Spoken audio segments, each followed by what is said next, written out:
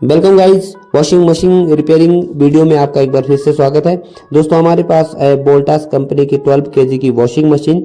आज हम इसकी प्रॉब्लम को शॉर्ट आउट करेंगे, साथ ही साथ एक प्रॉब्लम के साथ जितनी भी दूसरी प्रॉब्लम आती है उसको भी आपको सीखने को मिलेगा। सबसे पहले हम सप्लाई को ऑन करके देख लेते हैं इसमें क्या प्रॉब्लम है। दोस्तों जैसे हम स्पिन टाइमर को ऑन करते हैं तो ये ड्रायर जो है ये रोटेट नहीं होता है, ड्रायर जो है काम नहीं करता है। तो इसको एक बार फिर से हम आपको ओपन करके दिखा लेते हैं। सप्लाई देने के बाद भी ये जो स्पिन टाइमर है इसको ऑन करने के बाद भी हमारा ड्रायर जो है नहीं चला, और ये ज़्यादा पुरानी मशीन भी नहीं है, इस लगभग 5 से 6 महीने पहले की है। दोस्तों इसमें बहुत सी कॉमन प्रॉब्लम जो मैक्सिमम मशीनों में आती है उसको आप घर बैठे खुद भी रिपेयर कर सकते हैं। बहुत ईजी है इसको रिपेयर करना।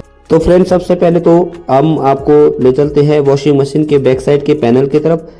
जैसे कि आप वीडियो में देख पा रहे हो, जो वॉशिंग मशीन का बैक साइड का पैनल है उसमें कुछ एक स्क्रू लगे हैं।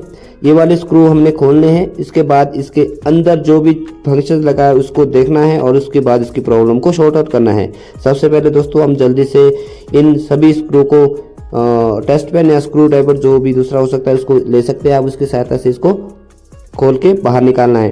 दोस्तों स्क्रू निकालने के बाद ये जो पैनल है इसमें लॉक होते हैं, लॉक को भी खोलना पड़ेगा। लॉक को आप ऐसे ही उसको थोड़ा सा अंदर के साइड उठाकर इसको खोल सकते हैं। दोस्तों हमने ये बैक साइड का पैनल तो बाहर निकाल दिया है। अब इसके बाद हम अंदर के प्रोसेस को देखते हैं। जैसे कि दोस्तों आप ये देख पा रही हो, ये जहाँ आप ये देख पा रही ये वाला ये चीज़ स्पिन टाइमर के लिए जाता है जो ड्रायर का होता है। कई बार दोस्तों क्या प्रॉब्लम होती है, ये जो ब्रेक शू है इसमें जितनी रेंज पे इसको सेट करोगे, हाई रेंज पे सेट करोगे तो ब्रेक जो है जल्दी लगेगा, और जो स्पिन जो ड्रायर है उसको जैसे हम ऊपर वाले कैप लगाते थे वो जल्दी से रोटेट करेगा। दोस्तों इसको जब हम इसकी रेंज बढ़ाते हैं उसके बाद हम इसको चेक करते हैं इसके बाद काम करता है या नहीं। इस वजह से भी दोस्तों कई बार प्रॉब्लम आ जाती है। इसको जैसे हम ऑन करते हैं तो ऑन करने के बाद जैसे आप देख पा रही हो तभी काम कर रहा है जब इसको हम उठा पा रहे हो। दोस्तों नॉर्मली कंडीशन पे ऐसा लगता है कि जैसे हम इसको जब उठाएंगे तभी ये चलेगा, जबकि ऐसी कोई भी इसके लिए कंडीशंस नहीं है। दोस्तों ये सिर्फ आपके ब्रेक के लिए होता है। जो मोटर है मोटर को कब रोकेगा, जैसे हमारा जो ड्रायर है, ड्रायर के जो ऊपर वाली केप है, जैसे हम इसको ऑन करते हैं तो ये जो इसके जो ब्रेक है वो मोटर को टाइट कर लेते हैं और मोटर को जो है उसके बाद रोटेट नहीं होने देते हैं, जिसके बाद हम कपड़े आप आसानी से बाहर निकाल सकते हैं। दोस्तों इसकी रेंज बढ़ा देते हैं। इस बार रेंज बढ़ाने के बाद इसको लास्ट पे ले गए हम। लास्ट पे लेने के बाद अब देखते हैं कि ये काम करता है या नहीं। दोस्तों हम अब सेकेंड ट्रायल पे एक बार देखते हैं इसको। जैसे हम इसको सप्लाई ऑन करते हैं, सप्लाई ऑन करने के बाद देखते हैं ये रोटेट नहीं कर रहा है। जैसे हम इसको उठाते हैं तो ये इसके बाद ये जो है रोटेट करता है। दोस्तों अब इसको जो लास्ट प्रोसेस कर चलते हैं, जो थर्ड जो प्रॉब्लम हो सकती है जिस वजह से ये दिक्कत आ रही है, इसके लिए हमें सबसे पहले जो ऊपर वाला जिसमें अलग अलग स्विच लगे हैं इसके पैनल को खोलना है। इसके पैनल को खोलने के लिए बैक साइड 3 स्क्रू है, इन स्क्रू को निकालना है। दोस्तों ध्यान देना इस बात का आपने, क्योंकि ये चीज़ खोलना ईजी नहीं है। इसको खोलने के बाद साइड में आपने स्क्रू ड्राइवर के साथ ऐसे इस वाले लॉक को खोलना है।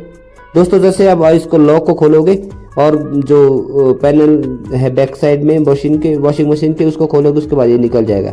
आपने जो ये वाले लॉक इसको ज़रूर आपने फ्री कर देना है।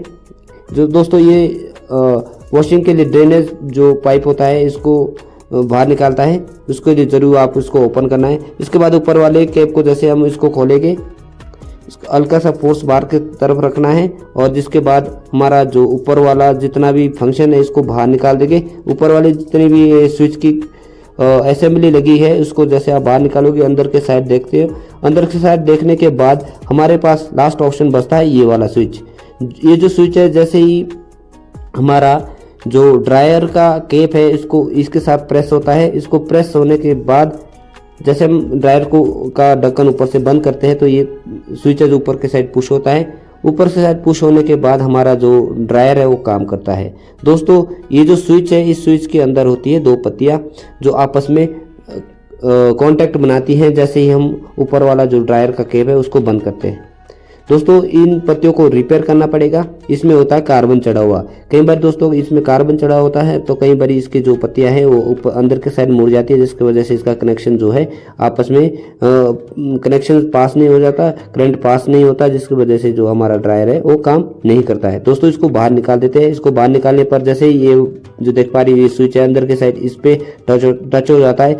ये जो दोस्तों जैसे देख पा रही है ये जो स्विच है इसको हम सबसे पहले इसकी रिपेयरिंग कर लेते हैं। इसमें भी लॉक होता है, ये आराम से खुल जाता है। दोस्तों ये हाथ से टूट गया है, इसको हम लास्ट में जो है ऐसे किसी भी इसके धागे के थ्रू बांध देंगे, ये बढ़िया से काम करेगा, इसमें कोई प्रॉब्लम नहीं आएगी। दोस्तों जैसे आप अंदर देख पा रहे हो इसके अंदर पत्तियां हैं लगी हुई दो, जैसे हम इस स्विच को प्रेस करते हैं तो आपस में पत्तियां टच होनी चाहिए, तभी जाके इसका जो है सर्किट कंप्लीट होगा और ये मोटर तक आगे सप्लाई भेजेगा।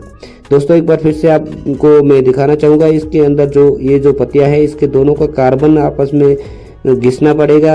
ये स्क्रू ड्राइवर के सहायता से आप घिस सकते हो, इसके बाद कोई साइड पेपर वगैरह हो उससे भी आप इसको घिस सकते हो। दोस्तों ये जो पत्तियां हैं आपस में जब कनेक्ट होगी तभी जाके ये आगे सर्किट पास करेगी और सप्लाई को आगे मोटर तक भेजेगी।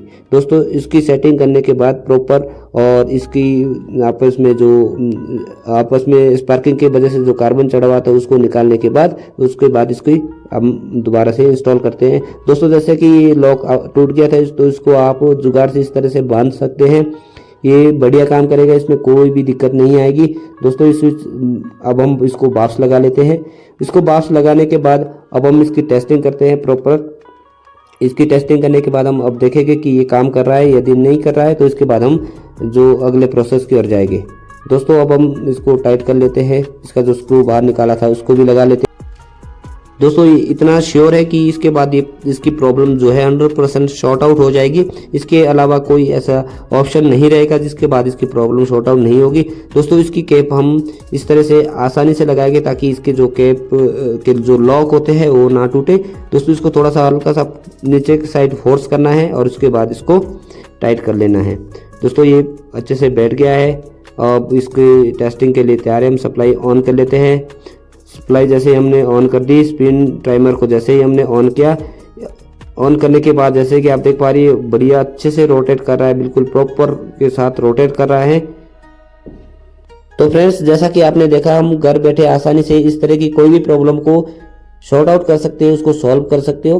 दोस्तों हमारे इस YouTube चैनल में बहुत सी ऐसे इंटरेस्टेड वीडियो डली है जिसको आप खुद से देखकर उसको आप सॉल्व कर सकते हो। कोई भी मशीन्स है, कोई भी आपका इलेक्ट्रॉनिक इक्विपमेंट है, उसको आप देखकर भी खुद से सॉल्व कर सकते हो, जिसमें आपको ज़्यादा कुछ करने की आवश्यकता नहीं पड़ेगी।